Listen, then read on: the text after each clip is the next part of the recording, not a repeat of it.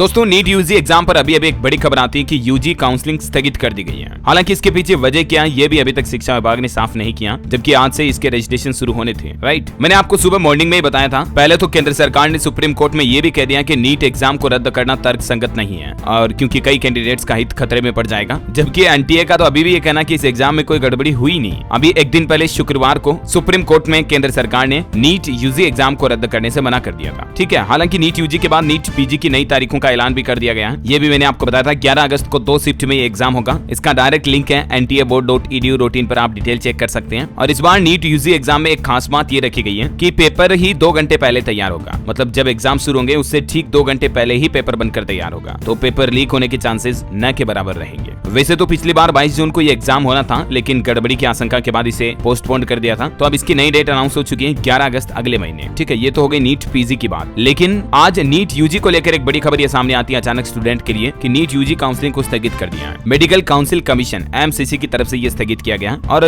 Council की अभी तक कोई नई डेट भी जारी नहीं की गई है। जबकि नीट यूजी की ऑल इंडिया कोटा सीट्स यानी AIQ काउंसलिंग आज से ही शुरू होने वाली थी। सबसे पहले 11 जून को सुप्रीम कोर्ट में नीट काउंसिल पर रोक लगाने की मांग की गई थी, लेकिन एक बार तो सुप्रीम कोर्ट ने भी मना कर दिया था और केंद्र सरकार भी बार बार मना करती आ रही है, क्योंकि इसी काउंसिल के बाद आगे फिर MBBS और MDS जैसे कोर्सेज में दाखिला यानी कि एडमिशन होता है। यानी डॉक्टरी की पढ़ाई की शुरुआत इसी काउंसिलिंग के बाद होती है और इसी से पता चलता है कि किसको गवर्नमेंट कॉलेज मिलेगी, किसको क्या सीट कहाँ मिलेगी वगैरह वगैरह, है ना। इस काउंसलिंग की रैंक के आधार पर ही आपको पता होगा सबसे पहले जब एनटीए ने 4 जून को नीट यूजी का रिजल्ट घोषित किया था, तो उसके बाद से काफी ज्यादा कंट्रोवर्सी भी हो गई इस पर, क्योंकि इस बार की रिजल्ट में काफी जोलजाल भी देखा गया। कई सारे स्टूडेंट्स टॉप रैंक पर आ रहे हैं, कई सारे स्टूडेंट्स के सेम मार्क्स आ रहे हैं। आखिर ऐसा कैसे हो सकता है? कई स्टूडेंट को बहुत दूर एग्जाम सेंटर दिए गए, मतलब उन्होंने खुद ने बहुत दूर चॉइस की है। तो कुछ गड़बड़ियों के चलते ऐसा हो सकता है। इन्हीं आशंकाओं के चलते काफी विरोध भी हुआ है इस एग्जाम को लेकर। बहरहाल अभी जो इस मुद्दे पर जो भी बहस चल रही है, फाइनली 8 जुलाई को सुप्रीम कोर्ट में सुनवाई होगी। नीट पेपर लीक और परीक्षा में हुई गड़बड़ियों और ग्रेस मार्क्स के मुद्दे पर अब फाइनली सुप्रीम कोर्ट में दायर की गई सभी 26 याचिकाओं पर परसों 8 जुलाई को सुनवाई होगी। इन 26 याचिकाओं में दोस्तों 22 याचिकाएं तो स्टूडेंट, टीचर, कोचिंग इंस्टीट्यूट और वेलफेयर एसोसिएशन की तरफ से दायर की गई हैं, जबकि 4 याचिकाएं एनटीए यानी कि नेशनल टेस्टिंग एजेंसी की तरफ से दायर की गई हैं। एनटीए ने तो ये भी कहा कि आंसर की में बदलाव से किसी का कोई नुकसान नहीं हुआ। और टॉपर्स के लिए भी एनटीए का कहना कि 56 शहरों से मेरिट लिस्ट के टॉप 100 कैंडिडेट्स जो कि 95 अलग अलग सेंटर्स से थे।